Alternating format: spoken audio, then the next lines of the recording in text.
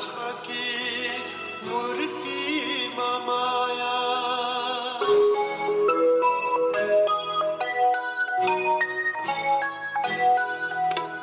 मन्दिरमा छ कि मूर्तिमा माया पत्थरमा छ कि धुलोमा माया विद्यार्थीकालमा त्रिचन्द्र क्याम्पसमा टेबल ठटाएर मुकेश, रफी र मन्ना डेका गीत गाउने नारायण गोपाल त्यो बेला अल्लारे नै थिए र नेपाली साङ्गीतिक क्षेत्र पनि 50 वर्षकै अल्लारे नै थियो।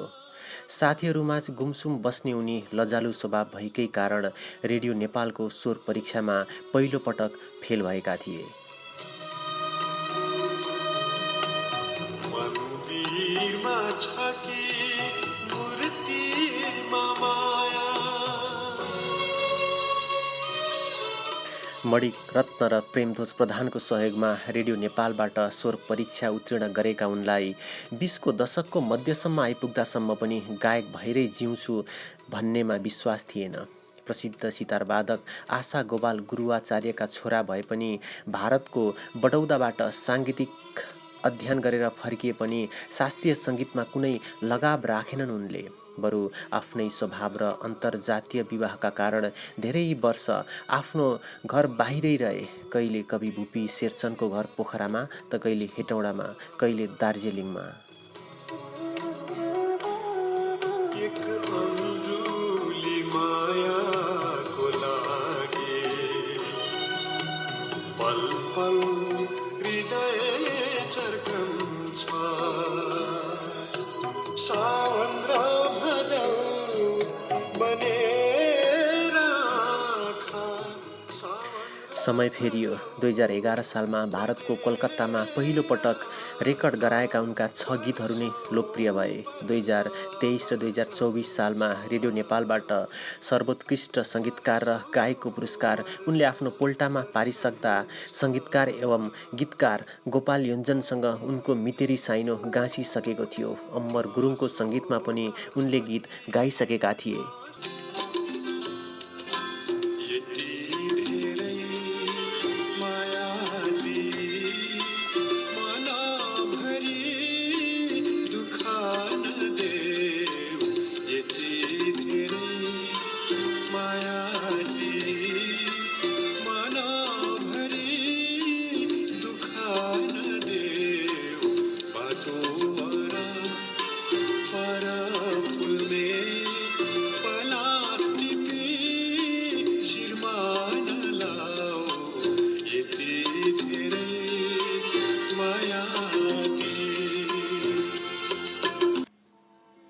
दुई 2030 साल चैत 20 गते एकाएक नेपाली सङ्गीतमा अर्का एक युवा देखा परे। होसियार यस बखत समयको मुखलाई चिन बोलको गीत अम्बर गुरुङको रचना सङ्गीतमा गाएर देशव्यापी आधुनिक गायन प्रतियोगितामा प्रथम हुने ती युवा थिए भक्तराज आचार्य।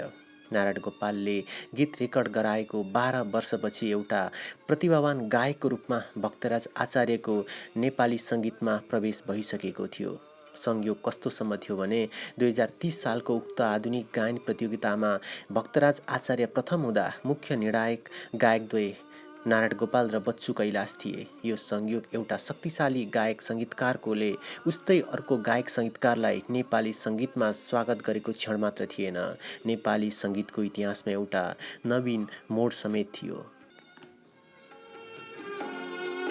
जीवन भनु त घात छ, मृत्यु भनु त सास छ, दोधारमा बाँचु कति, दोधारमा बाँचु कति, हर गीतमा चित्कार छ, चित्कार छ।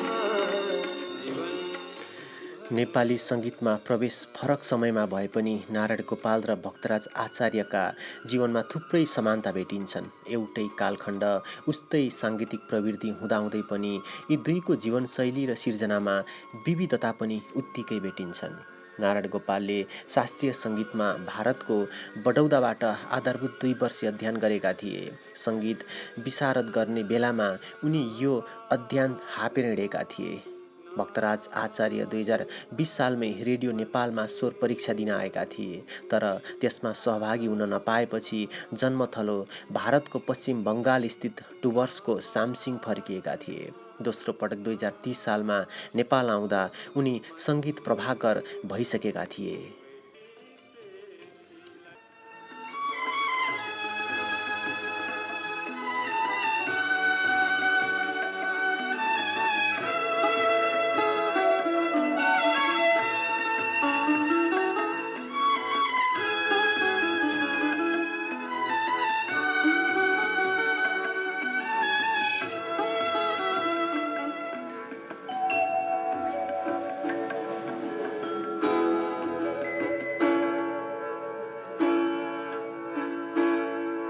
हजार सपनाहरूको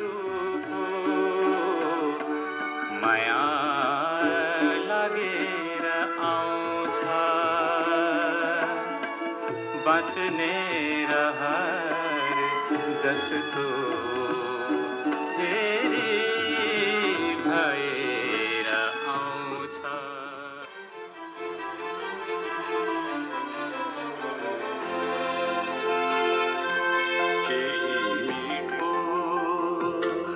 बाट गरा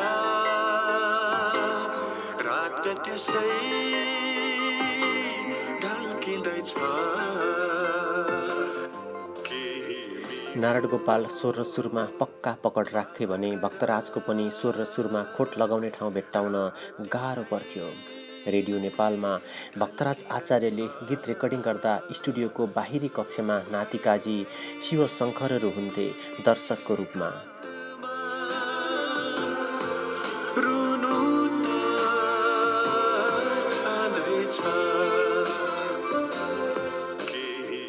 नारायण गोपालले अनालग रेकर्डिङमा वान टेक गाउँदा आफैले ओके गर्थे। गीतको रेकर्डिङमा जति शुद्धता होस् या नहोस् उनी अरूको कुरै सुन्दैनथे। नारायण गोपाल शब्द र सङ्गीत छनौटमा माहिर थिए। समकालीन राम्रा गीतकारहरूका डायरीका पाना आफै च्यातेर ल्याउँथे र आफै सङ्गीत भर्थे वा मनले खाएको सङ्गीतकारलाई सङ्गीत भर्न दिन्थे। भक्तराज आचार्य भने आफ्नो कालमा उदाउँदै गरेका गीतकार प्रतिभालाई ठाउँ दिन मन पराउँथे र उनीहरूकै गीत गाउँथे। सङ्गीत पनि आफै भर्थे। अरूको सङ्गीतमा गीत गाउने यो मेसोमा सङ्गीतकारहरूसँगको सङ्गत अलिक कम थियो भक्तराज आचार्यको। अर्कोतर्फ नारायण गोपाल साहित्यमा पनि रुचि राख्थे। लेख लेख्थे। बागिना नामक साङ्गीतिक सांस्कृतिक पत्रिकाको सम्पादक समेत बनेका थिए। भक्तराज आचार्य सङ्गीतका गहिरा थिए। स्टाफ नोटसम्म लेख्थे। आफ्ना गीतको आफै प्रोग्रामिङ र संयोजन गर्थे। उनको त्यो प्रतिभा देखेर उनका समकालीन सङ्गीत संयोजक दिव्य खालिङ, मदन परियार, गणेश परियारहरू 3 छक्क पर्थे।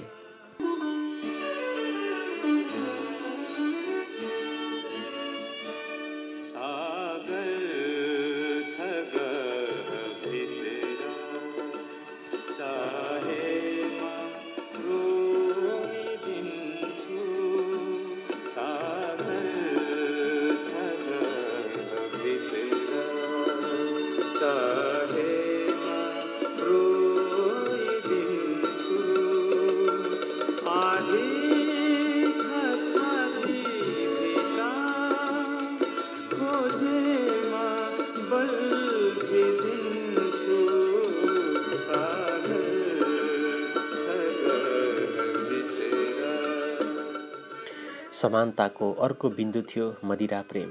दुवै मदिराका पारखी थिए। सँगै सुरपान गरेपछि 2-3 पटक नारायण गोपालले आफ्नो सिजी बाइकमा चढाएर भक्तराज आचार्यलाई उनको निवास ललितपुरको महालक्ष्मी स्थानसम्म पुर्याएको सम्झन्छन् आचार्य पुत्र सत्यराज। नारायण गोपाल खानाका पनि शौखिन थिए। माछा मासु, रसभरी र गुत्पाक उनका प्रिय परिकार थिए। भक्तराज आचार्य भने नेपाली दाल भात र तरकारीका शौखिन थिए।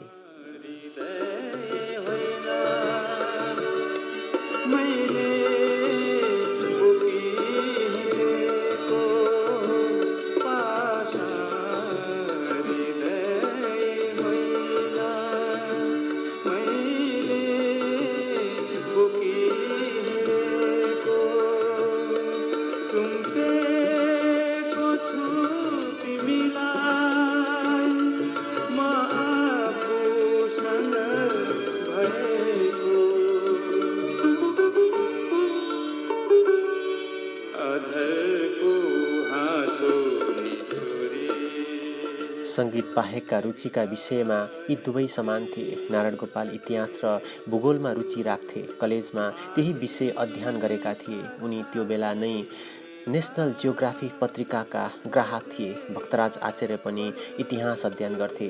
भूगोल र भौगोलिकताबारे आफ्ना समकालीनहरूलाई रणभुल्लमा पार्ने यथार्थ सुनाउँथे। नारायण गोपालले 30 वर्षको गायन जीवनमा 145 जति गीत रेकर्ड गराएका छन्। तिनमा सुगम सङ्गीत, लोक, राष्ट्रिय सिनेमा र नेपाली भाषाका गीत समन पर्छन्। भक्तराज आचार्यले भने भजन मात्रै 145 भन्दा बढी रेकर्ड गराएका छन्। त्यत्तिकै मात्रामा सुगम, बाल र राष्ट्रिय गीतमा स्वर दिएका छन्। भक्तराज आचार्यले मोतीराम भट्टको यतिसम्म प्रीत गरी गरी गजल आफ्नै सङ्गीतमा गाए। नारायण गोपालले पनि मेरो बेहोसी आजलाई मैले यो गीत गजल शैलीमा गाएको हुँ भनेका छन्। आफ्नै जीवनको एकल गायन कार्यक्रममा। कालान्तरमा नारायण गोपाललाई नेपाली जनमानस र साङ्गीतिक क्षेत्रले स्वर सम्राटको उपाधि दियो भने भक्तराज आचार्यलाई भजन शिरोमणिको। उस्तै गला, उस्तै स्वर, उस्तै कला भएका यी दुवै प्रतिभालाई नेपाली सङ्गीतप्रेमी समुदायले सम्राट भन्दा तल राख्न चाहेनन्।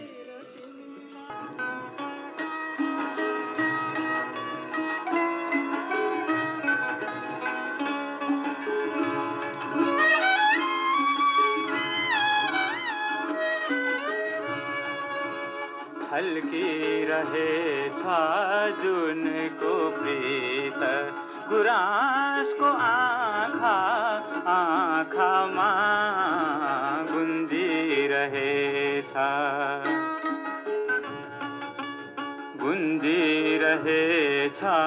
फुलको गीत बतासको भाका भाकामा छल्किरहेछ। दुवै शास्त्रीय सङ्गीतमा दक्ष थिए। सुर र तालका पक्का थिए। शब्द छनौटमा अब्बल थिए। सुन्दा उस्तै सुनिन्थे। दुवैको स्वरको गुणस्तर र स्केल उस्तै लागे पनि केही फरक भने अवश्य थियो। नारायण गोपाल जस्तो सुकै सङ्गीतलाई पनि सजिलै गाउने गलाका धनी देखिन्छन्।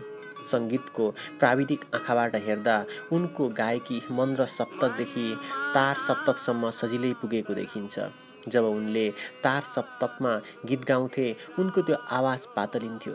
फिल्म परिवर्तनमा समावेश लोकलयको गीत बैनीको दया छ भने पहिलो पटक सुन्ने श्रोतालाई नारायण गोपालले नै गाएको हो र भन्ने लाग्छ।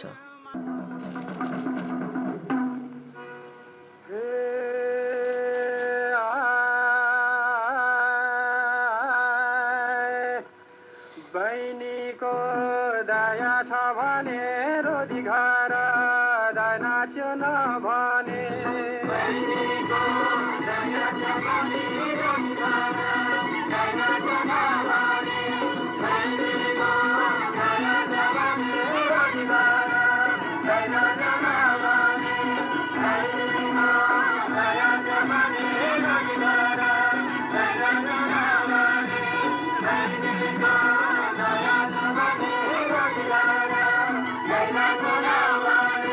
गर्दै फोरी टुसाएको बाँसको छोरो तामा बेदनेरीलाई सोल्टी भन्ने मै बुढोलाई मामा बैनीको दया छ भने रोदी घर नाच्यो नभने बैनीको दया छ भने रोदी घर नाच्यो नभने बैनीको उता भक्तराज आचार्यको गला पनि मन्द्रदेखि तार सप्तकसम्म सजिलै खेल्न सक्थ्यो। तर फरक फरक स्केलमा पनि उनको स्वरको स्तर भने समान पाइन्छ। उनको स्वर भने धोद्रो पनि होइन, तिखो पनि होइन।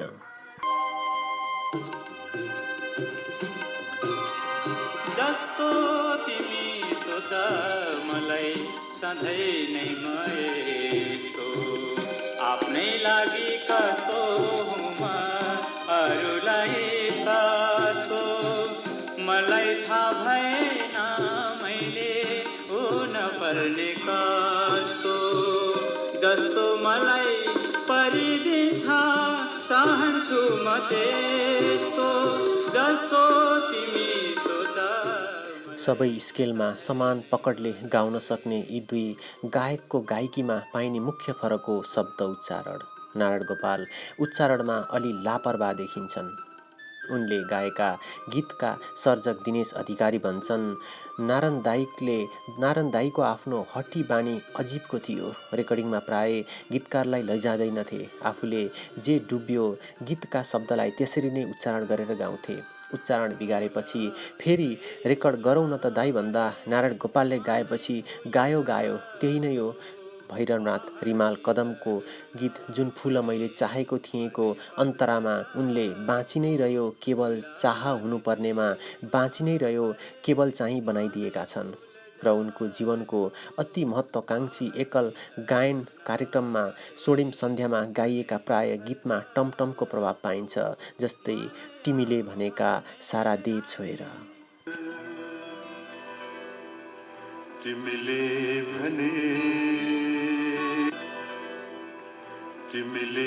भनेका सारा देव छोएर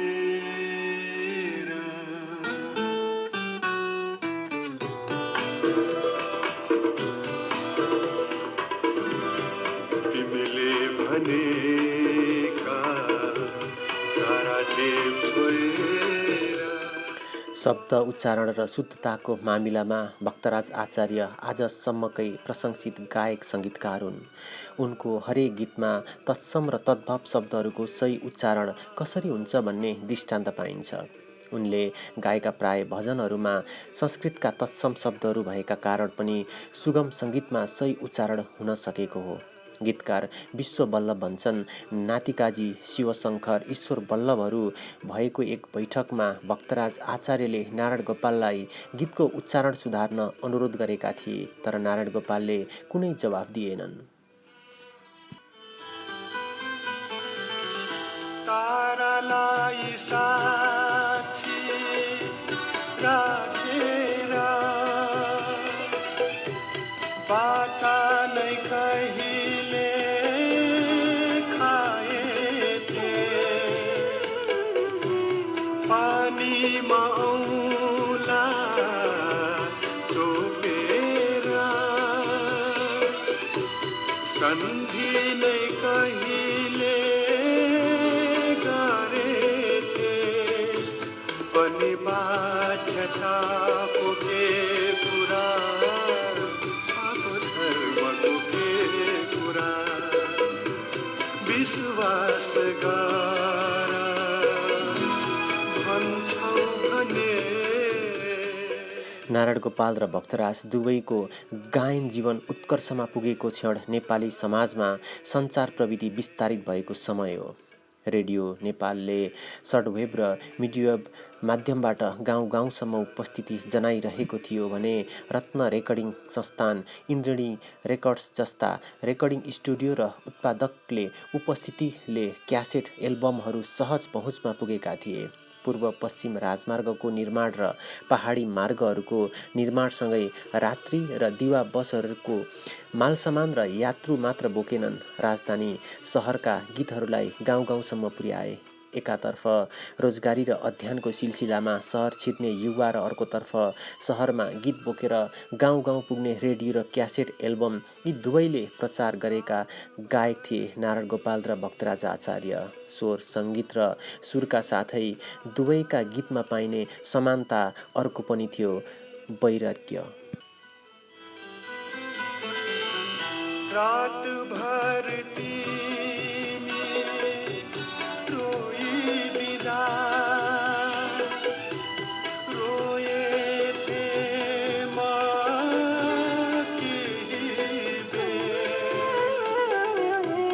केही बेर प्रजातन्त्र खुलापनसँगै वैयक्तिक सम्बन्धमा पनि खुलापन आउन थालेको थियो। मास्टर मित्र सेनको समयमा युवा वयका वैशालु रुमानी प्रस्तुतिका माध्यम मात्र बनेका गीतहरू यी दुई गायकको समयमा युवा वयको प्रेम बिछोडको प्रस्तुतिमा पुगिसकेका थिए। कमजोर आर्थिक अवस्था, तमाम सामाजिक बन्धन र निरङ्कुश राजनैतिक व्यवस्थामा थिचिएको नेपाली समाजमा वैराग्य र पीडा साझा थियो। दुवै गायकले वैराग्यका गीत गाएर कुनै न कुनै हिसाबले समाजको दुःख उजागर गरे। हजार सपनाहरूको माया लागेर आउँछ भन्ने भक्तराज आचार्यको गीतमा होस् या नारायण गोपालको पर्खी बसे आउँला भनी मेरो उठ्ने पालो, दुवैमा वैराग्य र सहज जीवनको खोजी र प्रतीक्षा पाइन्छ। पर्खी बसे आउला भनी मेरो उठ्ने पालो, मेरो उठ्ने पालो, कुर्दा कुर्दै जिन्दगी नै भइ गएछ कालो कालो, भइ गएछ कालो, मेरो उठ्ने पालो। दुवै गायकले गाएका अधिकांश गीतमा तिनै नेपाली जनजीवनका दुःख, पीडा, दर्द, आँसु, कारुणिकता, बिछोड र वियोगको योग छ, जसको जगमा आज पनि नेपाली सङ्गीत उभिरहेको छ। नेपाल प्यारो र पवित्र देश, सौन्दर्य धारा बहने अशेष, संगीतको मूल फूटी विशाल, छल्किरहे झैं लयबद्ध छाल, लयबद्ध छाल। 19 गते नेपाली इतिहासमा बदनाम छ। जेठ 19, असोज 19, माघ 19 नेपाली सङ्गीतका जानकारले यो सूचीमा थपेका छन् मङ्सिर 19। मङ्सिर 19 यी दुवै गायकको जीवनमा दुःखको दिन बनेर आयो। जो कोहीलाई थाहा छ, नारायण गोपालको स्मृति दिवस यही दिन पर्छ। 2046 साल मङ्सिर 19 गते काठमाडौँको वीर अस्पतालमा राति 9:30 बजे नारायण गोपालले आफ्नो इहलीला त्याग गरेका थिए। उनको स्मृतिमा यही दिन पारेर अनेक कार्यक्रम आयोजना गरिन्छन्। उनको नामबाट राखिएको सङ्गीत कोषले उनकै निवास महाराजगञ्जमा विशेष कार्यक्रम पनि गर्छ। रेडियो टेलिभिजनले यो दिन उनकै गीत बढी बजाउँछन् र विशेष कार्यक्रम पनि गर्छन्।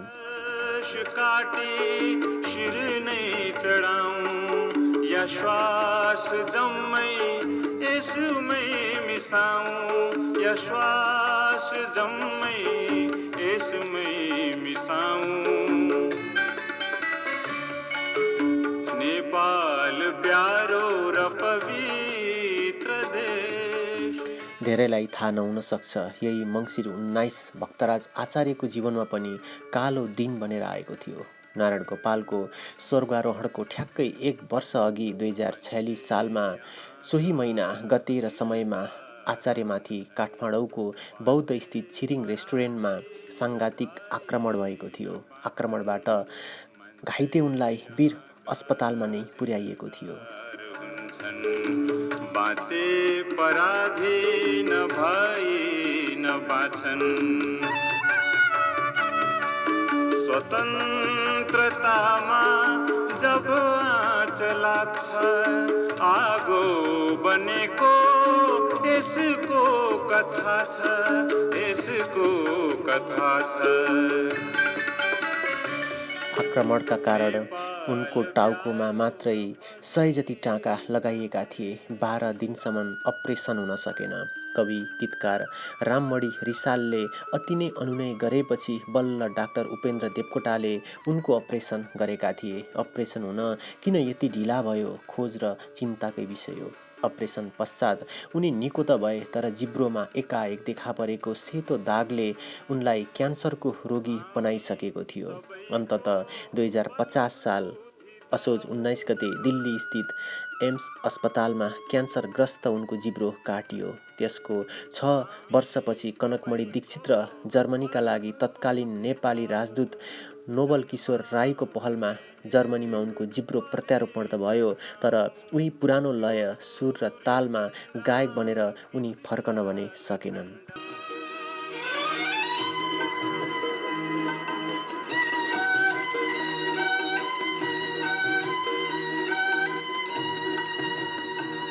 मायालु तिमीलाई माया दिएर जाँदैछु, खुसी दिएर तिमीलाई आँसु लिएर जाँदैछु, मायालु म तिमीलाई।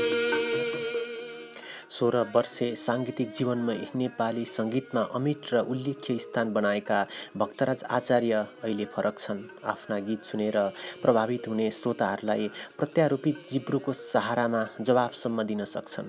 गायनलाई दुर्घटनावश निरन्तरता दिन नसकेका उनी नेपाली सङ्गीतको पछिल्लो अभ्याससँग भने सन्तुष्ट छैनन्। यद्यपि उनले नेपाली सङ्गीतलाई सत्य स्वरूप जस्ता छोरा उत्तराधिकारीको रूपमा दिएका छन्। जसरी नारायण गोपालले आफ्नो गायन शैली पछ्याउने थुप्रै नारायण गोपालहरू जन्माएर गएका छन्।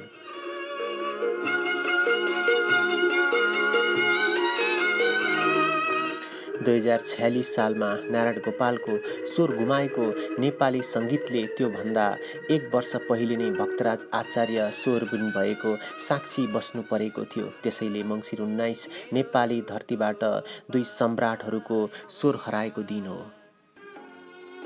जीवन भनु त घात छ, मृत्यु भनु त सास छ, दोधारमा बाँचु कति, दोधारमा बाँचु कति, हर गीतमा चित्कार छ, चित्कार छ, जीवन भनु त घात छ। यो लेख मैले कान्तिपुरबाट लिएको हुँ र यसका लेखक गीतकार भूपेन्द्र खड्का हुनुहुन्छ। तपाईँहरूलाई कस्तो लाग्यो प्रतिक्रिया दिन नभुल्नुहोला। हवस् त, धन्यवाद।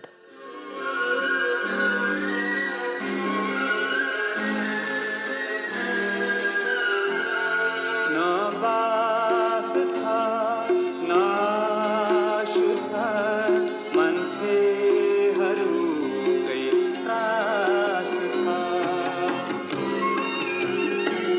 न बास छ न आशु छ, मान्छेहरूकै त्रास छ। जहाँमा खोज्छु उठु भनेर त्यही असारे भास छ, जीवन भनु त